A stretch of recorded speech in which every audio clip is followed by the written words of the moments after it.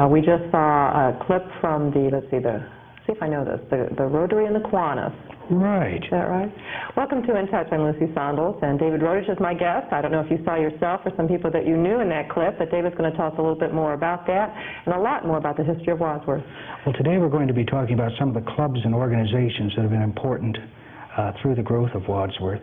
And as you mentioned, we saw the Kiwanis and the Rotary Club at their meetings in 1941. And we'll be talking a little bit more about both of those clubs and some of the other ones later. But first, since the last time we met, this has been an unusual time, this first quarter of 1993. I don't recall a time when we've had so many people so closely connected with the history and growth of Wadsworth die within such a short period of time. And of course, as we've pointed out before, everyone, regardless of their occupation, has contributed in one way or another to the growth of this community. That's what makes history interesting, that it touches everyone. But there are some people who have stood out in their devotion to the preservation of our history, and I thought we'd want to mention them. Okay, I have a picture here. Willard Huntsberger was a veteran school teacher in Wadsworth. He was a graduate of Wadsworth and a native of Wadsworth. I guess we should say that the other way around. Following his graduation from Wadsworth High School, where he was a star athlete in both football and other sports, he went on to college, and after becoming educated as a teacher, returned to Wadsworth High School, where he taught until his retirement in the 1970s. But even though being a native of Wadsworth and being in his 90s when he passed away, his connection historically with Wadsworth goes back much further than that. This is a picture of Willard's grandfather, the Reverend Mr. Ephraim Huntsberger, who was born in 1814, the year of Wadsworth's founding, in Pennsylvania. In 1853, he was called to Wadsworth by a little group of Mennonites that had organized the previous year. He was called here to be their pastor. And in 1853, he organized what is now the First Mennonite Congregation of Wadsworth. As we've spoken before, we have 3 different Mennonite congregations in Wadsworth, but this one is referred to as the First Mennonite Congregation. They erected a house of worship on the diagonal road, or what we would now call the Wadsworth Road, going to Medina, across from the hospital. Okay. I have a little photo of that. Back this up against this picture. And this church was located, as I say, across the street from the present hospital, across the road, where their burying ground still remains. In the 1860s, because of his influence, Mr. Huntsberger brought to Wadsworth the first conference of the Mennonite churches in America, where they held their first annual conference. And at that conference, it was decided that they ought to have some building, some school of higher learning, where their people could be educated for the ministry and for missionary work. And the committee recommended that this building should be erected in Wadsworth, and there were 3 main reasons given for locating the college here. The first one being its rural setting, which they thought would be conducive to learning and also to keep the young men from straying too far from the fold. Secondly, that it was on the newly constructed railroad, which had just been put through in 1863, so it was easily accessible. But the third and main reason was the zeal of the young pastor, Mr. Huntsberger, who was so enthusiastic about what he was trying to do in this area with the Mennonites. And so the college was built here in 1867 and operated for about 10 years until it closed as a result of internal differences. And the building was later used for private schools before it was turned over to the district or the Township Board of Education. And it was used until about 1923 when the present Isham School was built. So even though the Mennonite College itself has gone into history, we still have College Street, which bears that name and is a reminder of the dedication of those early pioneers. Now, in 1864, Reverend Huntsberger was married twice and had large families by both wives, which is probably why he had 2 wives. Shouldn't have said that, should I? One of his sons by his second marriage was Franklin Huntsberger, who was known around town as Dick Huntsberger. And this is a picture of young Dick Huntsberger, who I'm sure many people in Wadsworth remember, but not looking like this, with the first Wadsworth Orchestra. This picture was taken in the 1880s, And you have down seated in the front row Ira Razor and Jonas Bachman, and on the tuba is Dr. George Wuchter, about whom we've spoken previously. And standing in the back, we have Frank Kuhlman, who was involved in theatrical pursuits and owned a printing company in town. And next to him is Zeno Parmalee, part of the Parmalee family that's very well known in this area. Next to him is O.L. Knopf, one of the jewelers that we've talked about before. O.L. Knopf was always connected with musical enterprises and productions here in Wadsworth. And on the end is Wallace Browse. But then later, You want to show this one, just the top one here? Franklin, or Dick Huntsberger, was a businessman in town. He was in the dry goods business for many years and retired in the early 1930s. And in 1964, when Wadsworth celebrated its 150th anniversary, our sesquicentennial, he was lauded as being our centenarian, our only native-born 100-year-old person. And of course, there were a lot of interviews on radio and in the newspapers with him. And one of the frequently asked questions was, well, Mr. Huntsberger, here you are, 100 years old, it's 1964, you retired 30-some years ago, why did you retire way back then? And his response was, I didn't know I was going to live so damn long. But he was kind of a front porch sage. Every morning he would make his daily trip down to Wyrath's, or Isley's as it was at the time, to sit with the crowd and save the world. And then he could usually be found on afternoons and evenings sitting on his front porch on High Street, just north of the downtown area, where he was always, passers-by would always stop. I can remember as a little boy when my mother and I would walk to the A&P store where Young Fellows is now, and on the way back we'd always stop and pay a visit to Mr. Huntsberger on the porch, and he was always very courteous, and I'm sure gave me some sage words of advice, though I can't honestly say that have you taken them to heart yet? I can't honestly say that I recall him, but he was a much respected and venerated man within this community, and lived to the age of 103. The picture that we see on our camera is during that 1964 sesquicentennial celebration. And on the left is Evelyn Kindig, who was chairwoman of the hospitality division of that celebration. Behind her is Willard Huntsberger, to whom we were referring.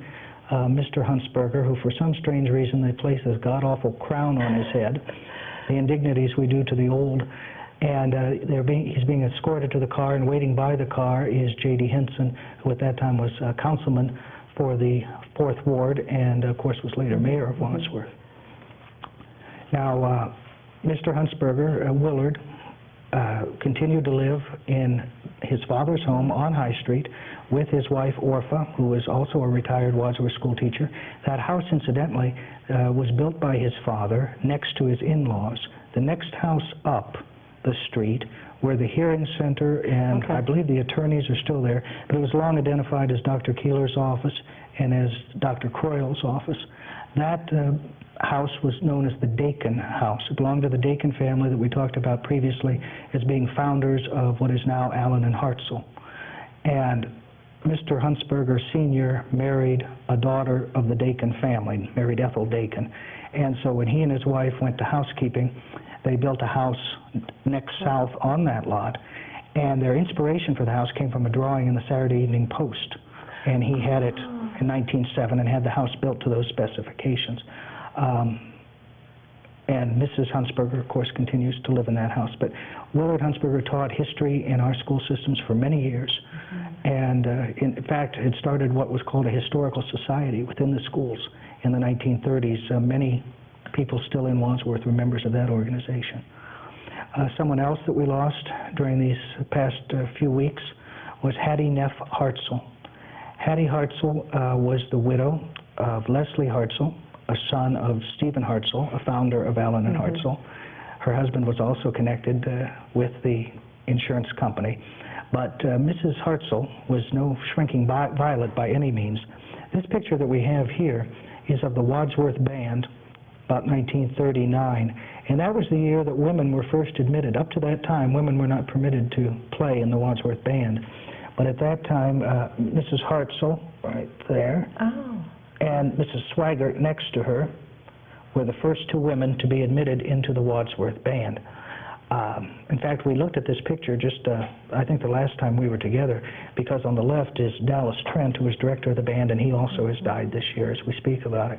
But Mrs. Hartzell, beyond her involvement with the band, was very active in the different women's organizations and was very active in politics, which was an unusual thing for women of her day. And was very outspoken in her beliefs and thoughts, and you always knew where you stood with her, but she had a wonderful, wonderful memory for details and people and places. And she had originally worked in the Akron courthouse, and then in 1916 went to work in the offices of the Ohio Match Company and worked there for some time, presumably until her marriage. And she leaves her daughter, Beatrice Minnick, here in Wadsworth. Another person, I don't have a decent picture to show, that we also lost during this time, was Marion Kuntz Hinkle. Mrs. Hinkle was also a Wadsworth school teacher in the elementary grades for many years, and her home was directly across from the high school. We visited it on one of our tours around town, and that had been her parents' home. Her mother, Grace Kuntz, died a few years ago at the age of almost 109. Mrs. Hinkle was 85, and again had a keen interest in history. Not only her own family history, but in that of her community, had a wonderful memory for details.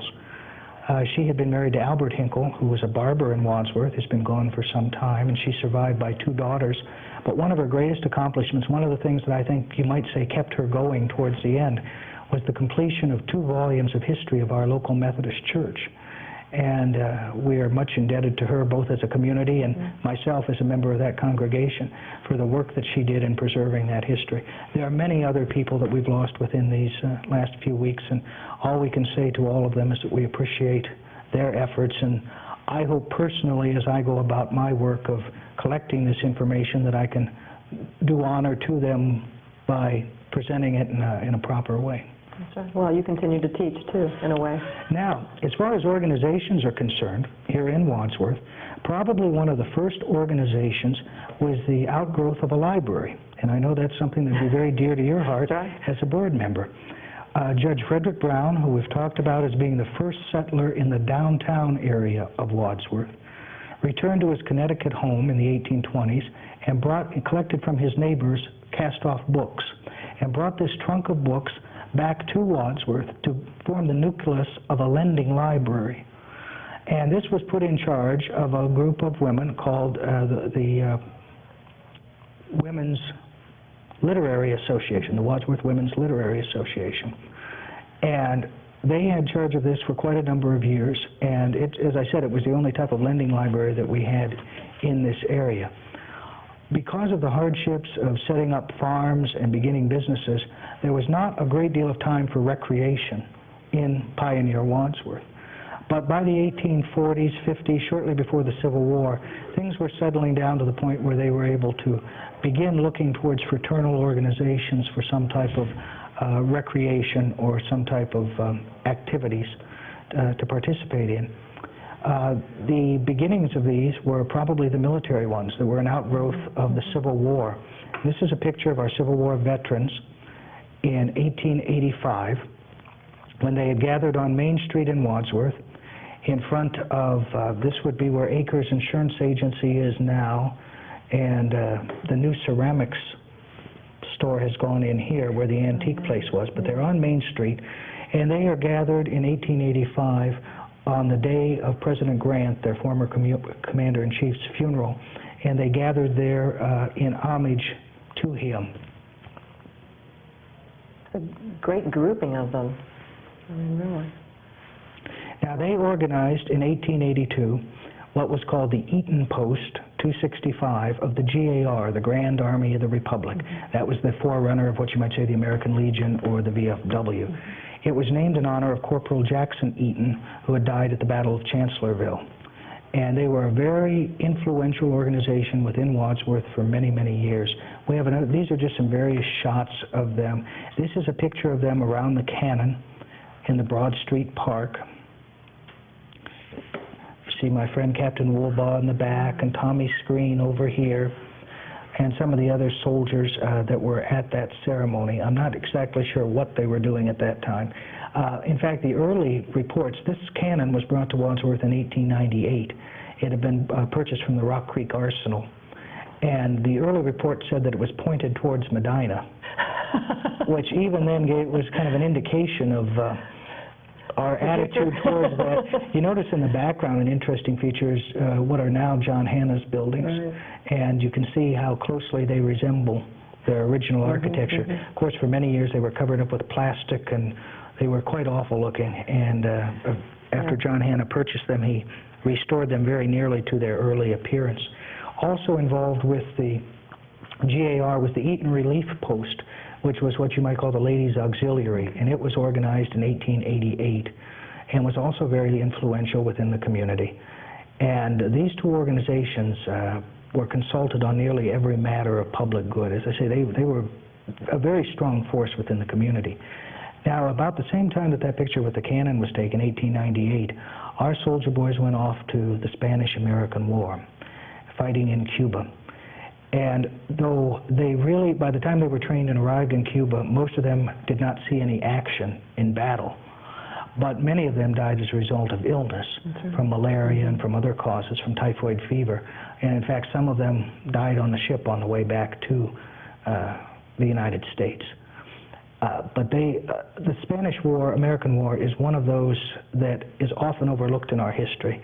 It was probably a manufactured war, but regardless of that, our men did go off to fight, and many of them died, and certainly should be remembered as any other soldiers who served their country.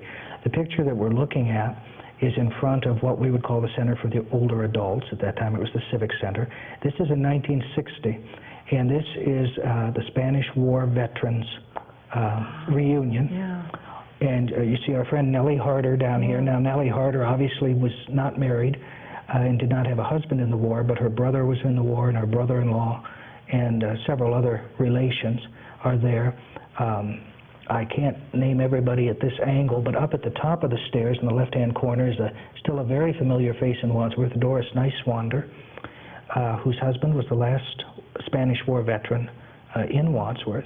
And it was mainly due to her that these reunions continued to be held year after year as the secretary of the organization. What a great photograph. Really. Now, I mentioned the Women's Literary Association, but I don't want you, or Library Association, but I don't want you to think that we're slighting them by moving on, because most of the organizations in Wadsworth have, in one way or another, revolved around the women, because it was they who went out and spent the time raising funds for worthy causes and to educate themselves.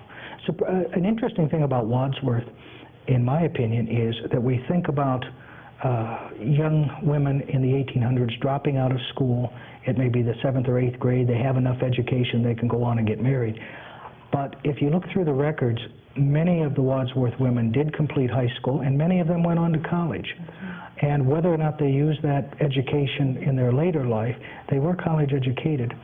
And the first organization to form along those lines was the FPA, which met in a gaslit parlor in Mrs. C.A. Curtis's house on Main Street, where the senior citizen high-rise is now, in October of 1896. And this organization became very popular, and soon the number of members rose to 40. But the men in town couldn't figure out what the FPA was, so they deduced that it must stand for 40 Pretty Angels. Now, I don't know as to their accuracy, but certainly it probably got them their dinner on time. The FPA, of course, is a study group which studies different topics each year and has been very involved in the community through that time. In 1908, they presented to the city a beautiful fountain for the High Street Park. The area that we've butchered and cut down to that little strip of concrete in High Street Park was at one time a grassy area that was used as a pen for livestock. When stray livestock would wander into town, it would be penned up there until the owner could claim it. And it was a pretty nasty looking place. So eventually the mayor, Dr. Robert Johnson, and Dr. M.F. Miller, who lived where the Huntington Bank is now, started to drive to get that area fixed up and plant bushes and shrubs and so forth. And then, of course, in 1907, the interurban came to town, and that was one of its stopping points, where it would turn around before returning to Akron or Barberton. And so in 1908, the FPA donated the statue of the little boy with the boot, which was a fabulous little statue, and everybody in town adored it, and then it disappeared. And some people are of the opinion that it was melted down during World War II, though we don't have any evidence of that. That's where the cannon went, but we don't have any evidence that that happened to the statue. Some people think that it was taken up and just dumped into a landfill, but we've never been able to track down exactly what happened. It wouldn't surprise me if someone has it in their attic. Well, I hope for your sake they do. Another organization that started, I should say that prior to that, if we can back up just a moment, please. Grab through a pile here. Just previous to that, after, as I said, the FPA was in 1896. In 1907, the Cirrhosis Organization was founded, which is also another study group. And this is a menu. They gave their organization, instead, as you might say, a play on words. Instead of Wadsworth Cirrhosis, it was Money's Worth Sir or Sis. And this is in honor of the Wadsworth Cirrhosis, April 20th, 1911 at Wadsworth. And on the other side is the menu, which I was reading a little bit of it. You have liquid dope, garden sass, brined plums, immature, little old roast pig, electrical jelly, ministerial delight, soused in chink's favorite, Vesuvius spuds with a lava center, and it goes on and on. It makes, after all of this, this wonderful food, interesting for they have down at the bottom, A.D. Blau ran the drugstore where the VFW is now, and he also operated what was called Blau's Remedy Company that made patent medicines. And so, again, a play on words. They say, plows indigestive pills, cirrhosis colors, get them from your peanut vendor. Is this all just a complete play on words? I mean, they... Yes, and believe it or not, some of it I've never figured out. It's beyond me. This is the first annual program of the Money's Worth Ohigo Cirrhosis. The club colors are lavender and Kuhn's favorite. The club flour or buckwheat, cornstarch, or talcum, take your choice. Now this is a kind of a riddle for you. It was held at the Anglers Amusement Auditorium. I'm blank. Well, if you remember our stories about Little Wadsworth, and that it was started because of the fishing cabin of Dr. J.F. Detweiler, who also built the Opera House. And this was Thursday, April 20th, 1911. It was organized April 14th, 1911, federated April 18th, 1911, and busticated April 20th, 1911. Additional information furnished by the peanut vendor. Now, on the back are a series of ads for different businesses in town, and they will not show up on camera. And what in I the saw this world here too before. What did we do with this?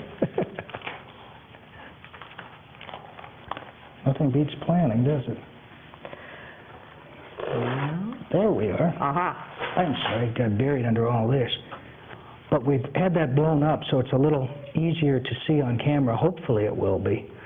But some of the ads, you have up in the corner Drs. O.U. Bolick, which was Dr. C.A. Bolick, and Dr. Jan Janssen, Robert Johnson, Myra Johnson's father. Physicum and surgicum while you wait. Stork orders filled with neatness and dispatch. Represented by patients in every graveyard within 10 miles of here. Affiliated with J. Bird Billiard Undertaker. On the other side, from the Panner Breasts, we have... I got that one. How's that? We all must die. Arrange for your final send-off. Complete story of all your commendable acts, whether there were any or not. All questionable transactions overlooked. Down here we have watch dope. When your watch gets that tired feeling in the spring, don't buy a tonic, but take it to N. Ulf. Watches broke to all harness.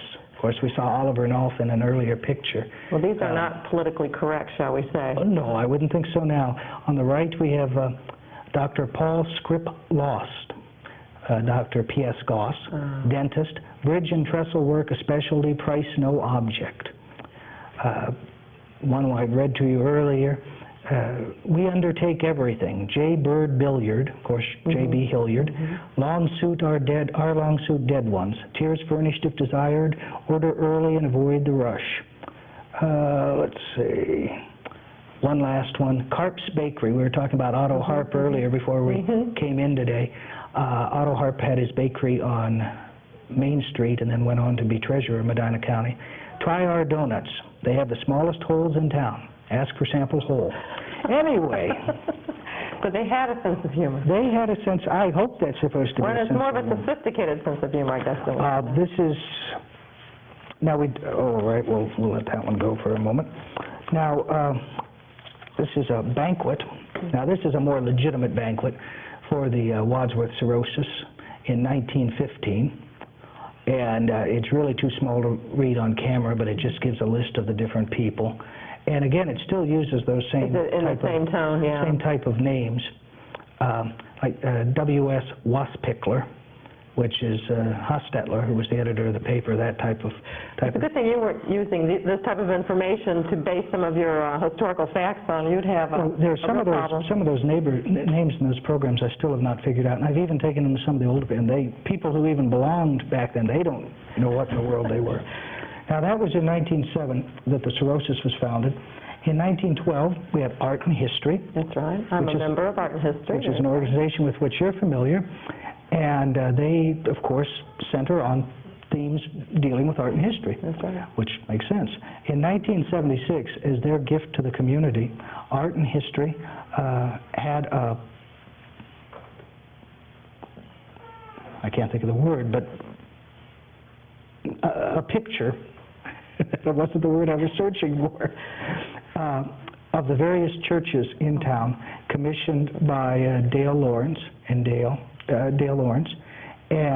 presented to the library. And this is a picture of one of the charter members of Art and History, Marguerite Kramer Straighten, about whom we've talked before, posing with the picture as it's being presented to the library. Now, in 1921, they founded Literature and Arts. And in 1928, the Child Study Club, and Parmenu was in 1937. But in 1921, they decided that they had all these different groups beginning, and they should bring them into some type of alliance so that they could work with the organizations on a national level.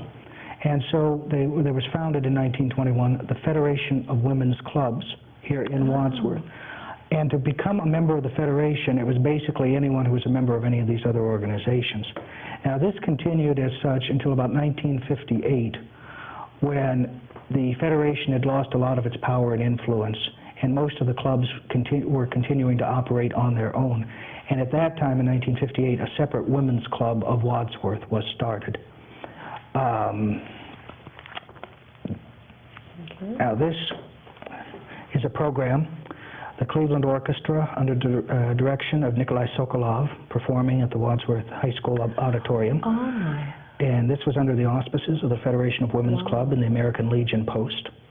The chairwomen for that event were Mrs. J.C. Whitlam and Mrs. Thomas English. Yes, 1923, right? Right. Now, is it the picture down here we have, sir? No, I think we're going to want to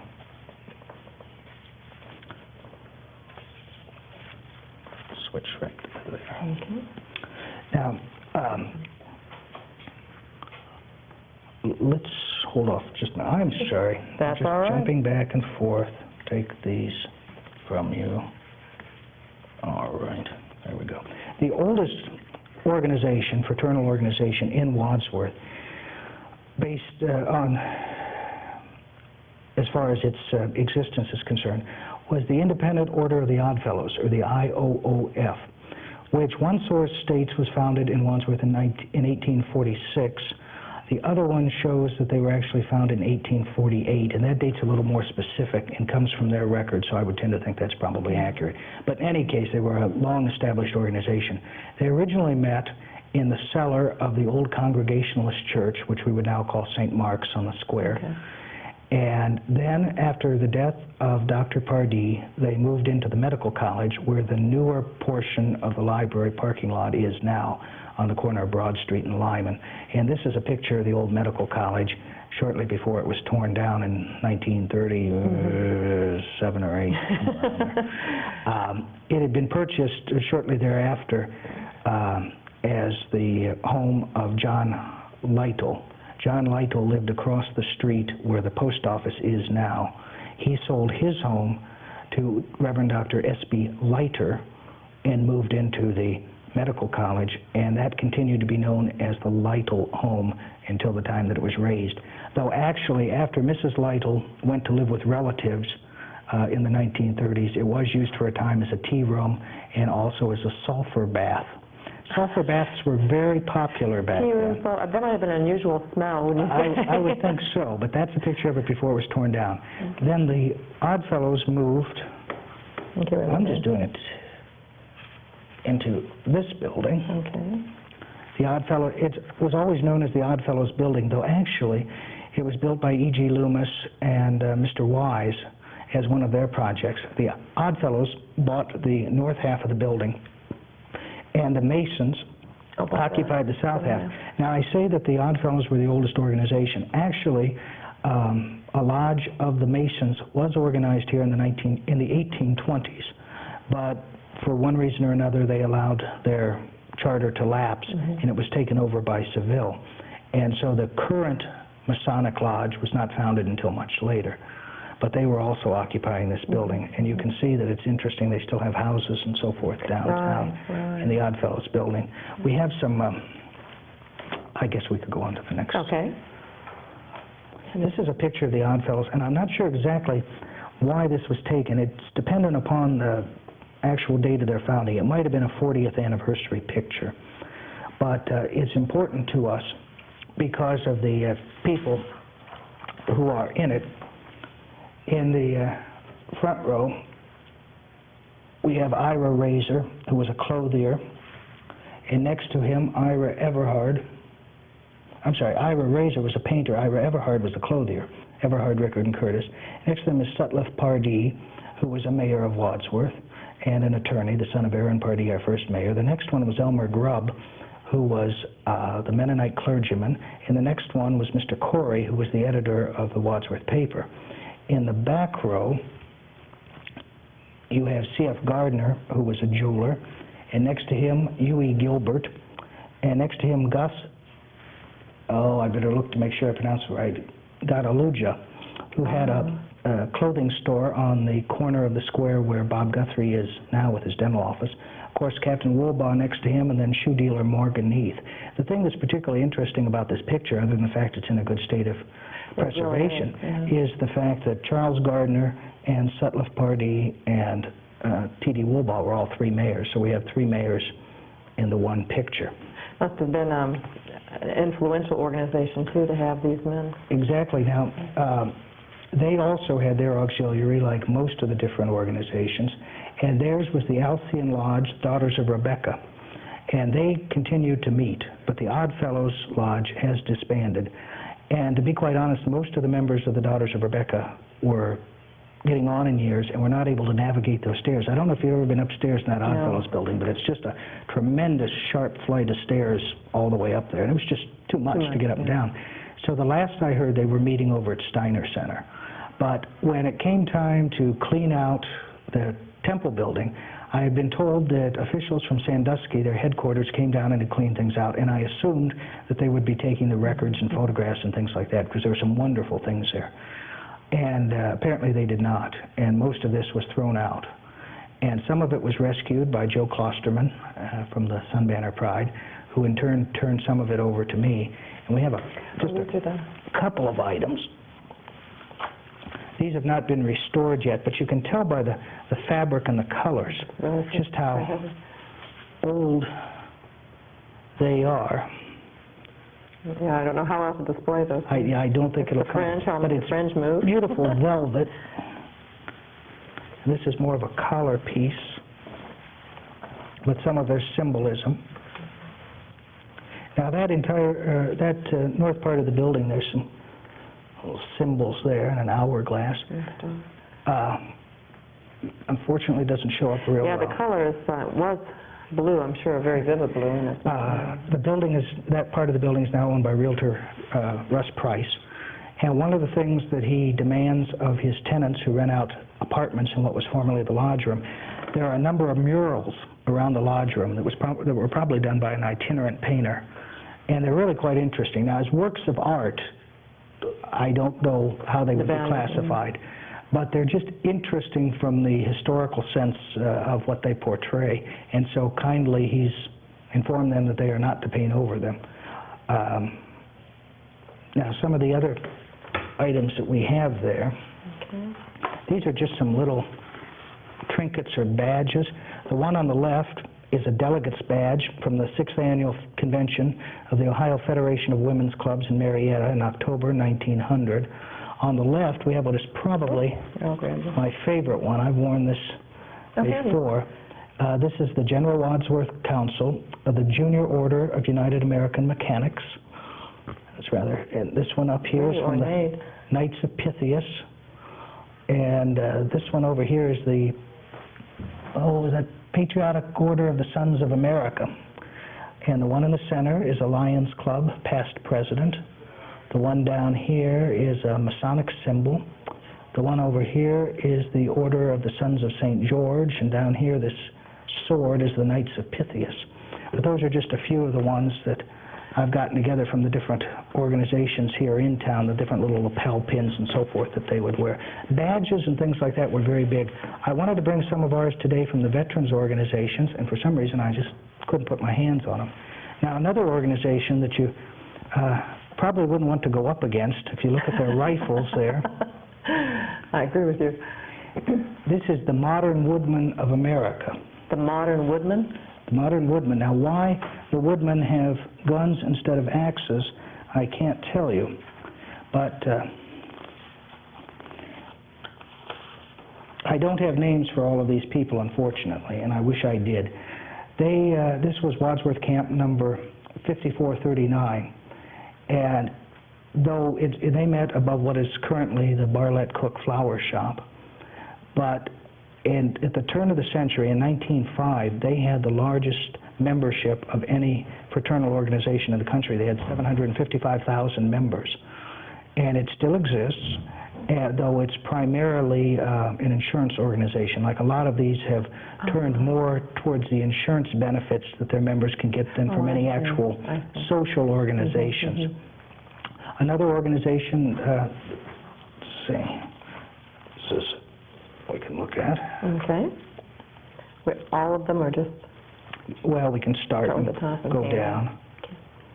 This is, again, the Odd Fellows that we mentioned. They had their own band, and this is marching on High Street in front of Dr. Myra Johnson's house, what is now Dr. Johnson's house. It was her father's home previously. The next picture down, you see some of the members marching down behind the band. Then this next picture down here, I included for two reasons. First of all, it's the band, again, of the Odd Fellows. This was on Memorial Day, for Memorial Day in 1903 is the occasion. But they're facing up towards the square. But I want you to remember all these houses and buildings, if you can see them back in here. This is in front of the Central School. We'll be talking about that a little later. And then not forgetting the women again. Boy, I know my place. Down at the bottom here, those are the ladies of the Maccabees. The Maccabees. The Maccabees. And you can see they too have their sashes and their different badges that they're wearing. And around the turn of the century, they were a very influential organization here in town. I wonder how they got all their work done with all the meetings they must have attended. Well, that's the thing. If you think that they were working 12 to 14 hours a day, and the women also at home as much as the men in the factories or in the fields, but they still had time. Of course, there was no television, no radio. And this was seen... No washing machines and no dishwasher. And it wasn't just entertainment like you might go to a movie and sit in a theater by yourself or with one other person and watch a movie for 2 hours. This was a matter of getting out and cooking and socializing and a sense of camaraderie. And generally speaking, you didn't belong to just one organization. In fact, all of those several of those pins, a good half dozen of those that we just showed, all came from the same man, who is Dr. E.A. Kramer, who we've talked about before. We've shown him in his opera cape and his silk top hat. But here he is in the uniform of the, I believe he's state leader of the Patriotic Order of the Sons of America. Quite a figure, a dashing figure. I tell you. And he would normally belong to more than one organization. It was just a thing that was done at the time. Now, I asked you to remember those buildings back there. We had talked earlier about the fact that that first little nucleus of a library pretty much went by the wayside. Probably the books disappeared, I imagine, and people lost interest. And then also with the founding of the college, they had their own library at the college, which was for the use of students, but I imagine other people availed themselves of the library also. But the FPA and the Federation of Women's Clubs were very much interested in the idea of establishing a library in Wadsworth. But of course there was no place to put it because our town hall had been condemned in 1906 and a new one was not built until 1936. So it was primarily kept in one of those little store buildings that we just saw out in front of what's now the Central School, Central Middle School.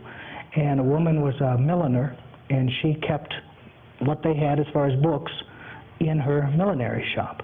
Well, then after the Albrecht building was built in 1917, this shows the Albrecht building, which now has picket fence floral on the corner, was built by the Albrecht Company for their Acme grocery store. The city rented offices upstairs for the city offices. And Mayor Fred Falk, who evidently didn't have much need of an office, turned his over to the women to use as a lending library. So the first official type library, recognized library, was in that upstairs section of that building. Then they continued to raise money, and in 1925, Schuyler Durling persuaded Mrs. Ella Everhard, the widow of Dr. N.S. Everhard, a cousin to E.J. Young, who had made their fortune in the Ohio companies, to buy the former Dr. T.C. Leiter residence on Broad Street, which was then owned by the Menches, and turn it over to the city for library. And so this house, which is a remodeled form of Dr. Leiter's home, originally it was all framed down below rather than brick, is what many middle-aged people in town remember as our library until the 1950s, when the present library was built on that same site, and of course now more recently it's been enlarged.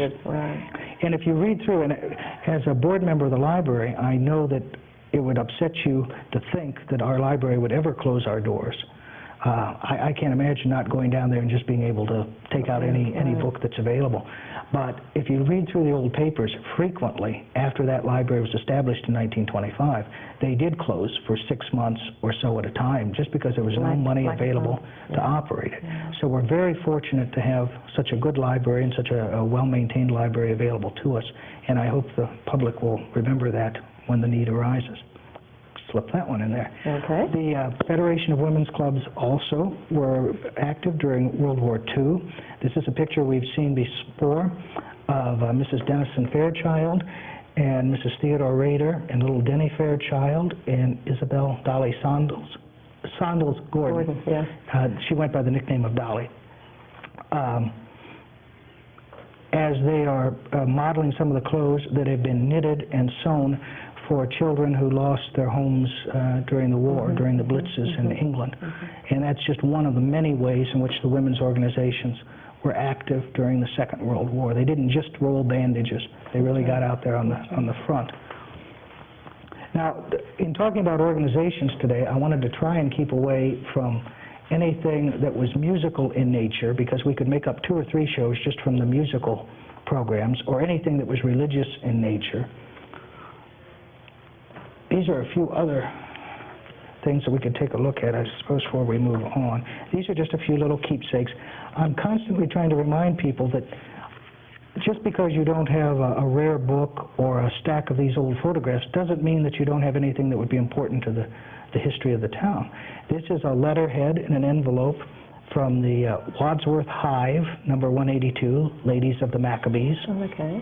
Office of the Record Keeper, and this letter was sent out advising them about some club function or another. I don't know if there's anything on the back of that or not. Yes, there is. This is a certificate of membership in the Wadsworth Pythian Relief Association. Now, the Relief Association was, again, a insurance type of thing that you would pay in, and then if a member died, every member would give $1 or whatever the assessment was, and this would go to the family. Forerunner of life insurance. Well, it wasn't a form of life insurance. It was a form of life insurance then. Okay, and these are some other... These are some Masonic items. The annual installation of the Wadsworth Lodge, number 385. Now, as I mentioned, they reorganized. This was at Masonic Hall, which at that time would have been the south half of that Odd Fellows building. Wednesday evening, February 7th, 1900. There's some cards over here. Now, you notice a lot of these are in Dr. Kramer's name because, like I said, people belong to the same thing. There's the Masonic Relief Association. This is just a membership receipt. I'm going to flip this over real quickly because you can see the picture of the half of the Masonic. In fact, we have one here if you want to. This is the dedication, the cornerstone laying, I should say, of the temple that we would now call the Center for Older Adults when it was built on High Street, November 3rd, 1923. The cornerstone was laid by former Mayor William Alt, who laid the cornerstone and died very shortly thereafter. Okay. I think we saw something like this again, the Pythian. May have. Again, this is Pythian release. This is an assessment when a member died. Now, this is interesting because this is Dr. Kramer's assessment for the death of Captain Rohrbaugh. And he had to pay in $2, and then after all these $2 were collected from the members, that would go to the family. There's just a Knights of Pythias membership card and a Lions Club membership card there in 1927. Well, this is the PTA. It doesn't really... But it is an organization, PTA. Okay. Which we now call the WISE. This is just an example of their letterhead. This is the Wadsworth Company. This is the uniform rank of the Knights of Pythias, which is different than just the regular Knights of Pythias. I don't know why. Now, the Pythian Sisters Home, of course, is still quite active. They have the Pythian Sisters Home in Medina, and it's still a very active organization. Now, this is I was saying about not including musical things, but I'll slip up a little bit. This is not musical, but sports. And this is the Old Time Wadsworth Ball Players Association. Okay. And I'd meant to bring something else with this, but did not. But these were men who were active in the 1880s as ball players in Wadsworth, and they continue to hold regular reunions and sponsor the younger people coming up in the in sports. So sort of the forerunners of the youth league, shall we say? Right. Okay. Now that one got in there. We can show it since it's there. This is the dedication of the cannon, to which we made reference to earlier. This is in 1898. Okay. Well, here we have some... Want to get into the military right now? We have about 15 minutes left. Okay. This is one other organization. Now, the Chamber of Commerce, of course, is quite active here in town now under the direction of Colin Cranston. But through the years, the Chamber of Commerce has kind of come and gone. I have a charter dated 1910, which is now hanging in Jack Akers' insurance office on display there. There's another one that hangs in the Chamber office that says 1954 or 5, but the current chamber is was actually incorporated on July 10th, 1975. So different organizations, but this is the Wadsworth Merchants Picnic in 1924, and they're out at Young's Hotel, and see all the different people lined up with their wives. There's so many in there that'd really be hard to mention. There's Bill Good and T.E. Gensmer and Mr. Moats, Clifford Moats, the jeweler. Oh no, that's Mr. Moats up here. It's kind of hard to see at this angle. J.B. Hilliard, the Undertaker. It's like Galen Bixler up there. But one woman who is in the picture, up in the second row, is not a wife or a date, but in fact is Dorothy Harrison Farr, who was a partner in DH&L, was a full partner, and so was a business woman of the most legitimate type. All righty. Now, we have had, as we said, the earlier veterans organizations organized. The American Legion was organized in a room of Fred Falk's shoe store on Main Street, where the Christian bookstore is now. And shortly after the veterans returned from World War I, later they bought the building across the street and in the 1930s, and this shows them burning the mortgage for that building. A happy occasion anytime you can. Yeah. On the left is Fred Falk, former mayor of Wadsworth. As I say, it was in his store that the American Legion was founded. He was also very active in the National Guard here in Wadsworth and organized a lot of different ladies' organizations that we're not going to talk about today and still can't quite figure out. But he was 78 years old at the time of this picture, and he was the oldest Legionnaire in the state. With him is Dave Rohr, holding the mortgage, who is the outgoing president of the American Legion. He was a longtime banker with First National Bank in Wadsworth. And on the right is Martin Bachman, who is the incoming post commander. I should call him commander rather than president. I think that sounds a little more dignified. That's probably the right title anyway. In this picture is of the VFW, which of course also helped servicemen returning to Wadsworth. This picture was taken in 1942 when John, I gotta pronounce it right, Squarba from Rittman was made a member of the Wadsworth post of the VFW. Technically, he was a resident of Wadsworth, but he was the first veteran from World War II to be inducted into our local organization. And of course, they continue to be still very active. Now, on a previous show, we've talked about these flags that would be hung in the window. You could also buy decals that could be put in the window, but many people would buy these flags with each blue star representing a child in the military service. And this would represent that someone had 4 children in the military. If one of those children died, the star would turn to gold. And because of this, we have the organization in Wadsworth of the Gold Star Mothers, those mothers who lost a child during service. Now, this next picture is of one of those 4-star Blue Star mothers. On the left is switching again. I see that. Is Mrs. Kastler, who is with her mother, Mrs. Peter Belinovich, and it is Mrs. Belinovich's 4 sons who are in the service.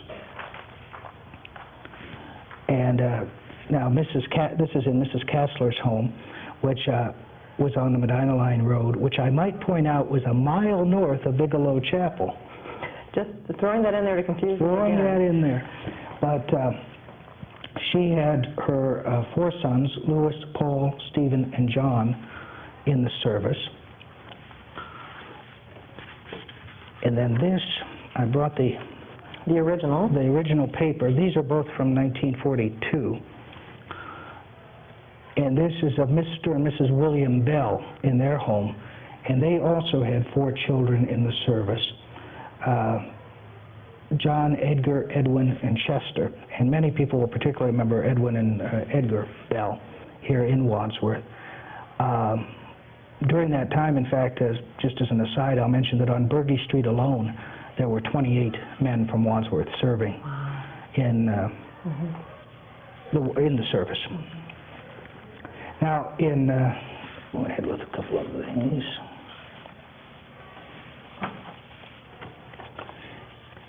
These are some pictures of the installations of the different auxiliaries. Okay. And I believe that's 1953. Yeah, 1950. At least this is taped to the back. I'm not. Okay. Maybe something else. Okay. I'll buy that. This is the VFW auxiliary, and this is the installation of officers that year. And the president that year was Pauline Durhammer, Mrs. Robert Durhammer. You see my old buddy Nellie Harder over on the right, and her sister up behind her. And then the next Dr. Klotz in Wadsworth had built the Colony bowling lanes as a private venture, and this was purchased by the VFW as their home, and for many years that was where the VFW was located. And these are the Colony kitchen workers. How did you find this photograph? I think that's New Year's Eve, isn't it? Look, yes. Again, Nellie Harder on the right. And they were manning the kitchen counter there on New Year's Eve of, what does it say, what year? 54, 55. 54, 55. This was exact. Well, Nellie was usually pretty good about marking things. Yes, she did. And this is the installation of officers, I think, 1954? Exactly. 1954. And again, Nellie Harder and her sister, Altie Welty, over on the right-hand side. Now, another organization that was started around the same time, we'll just go over it quickly because we're going to talk at length on a show about the hospital. And I did want to point out the Gray Ladies. These are the volunteers who were organized in 1954? 5? Close enough. I can't. It's not down here. Oh, you're doing this to me. I know. This was organized at Mrs. Louis Allen's home up on Woodland Avenue. And they were all given training. You can see they're holding their little certificates in some type of first aid training. And the only two people, I believe, that are still living in that, well... Better not make a blanket statement. Jean Hunter is living, and Mrs. We just saw her husband. Mrs. Dave Rohr, Martha Rohr, is living. It looks like Mrs. Farr in the background, but I can't see. But all the other ladies have passed on. But they were a very important group of volunteers at our hospital.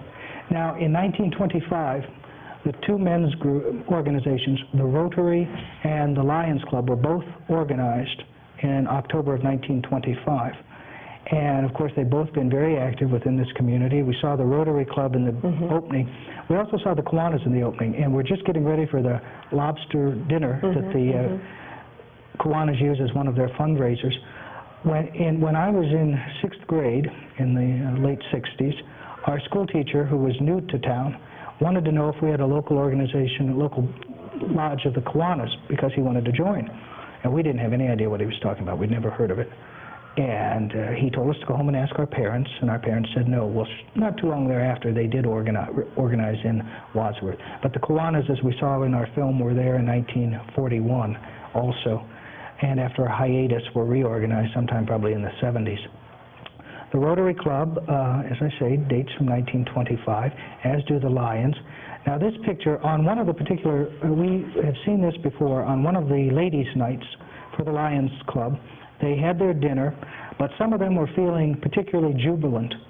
And in the picture, we've got Dr. McRitchie and Ira Shoup and Charles Bixler, and they decided to go down on the bandstand, the stone bandstand on the square, and sing, which immediately attracted the attention of Police Chief Rod Lonier. Well, they were taken up to Mayor's Court, and they had a trial, and the Reverend Mr. Phil Gould was given the arduous task of trying to defend them. He was not real keen on the idea, I might point out. And after his brilliant defense, that was the result. That was the result. Behind bars for that little escapade.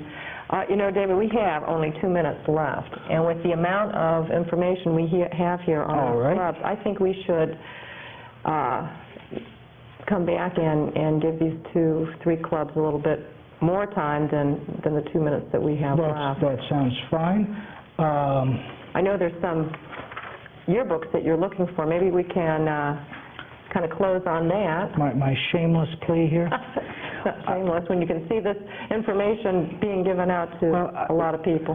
And we do get a lot of requests. I've had a lot of requests both by mail and by phone just recently. And it continues all the time. And, of course, I'm not paid for any of this work. A lot of people assume that I am, and I don't expect to be paid for it. And everything that is purchased, everything that we accumulate, I'm fortunate that a great deal is given to me. But every time I go to an auction or to an antique sale or wherever, I have to pay for everything out of my own pocket. And I don't mind doing that. But I do ask that people who have items laying around their attic or things that they think might be of interest, that they contact us. And the whole time we've been doing this show, 4 years now, we've had, I think, about 2 people who've come forward. This is a list of yearbooks that I do not have. A couple of those years, they did not actually publish a yearbook. There wasn't the interest in them. But if anyone has any of these yearbooks that they want to add to the collection or that they want to sell, if they would give me a call, or any other Wadsworth items for that matter. There's so often things that people have and they just don't realize they're of any particular value. Spring is here. We have one. We can go to the last picture to close on. We are going to see, after we close today, we saw the Kiwanis and the Rotary in the beginning. We want to be fair. We're going to see the Lions in the end. This is 1941.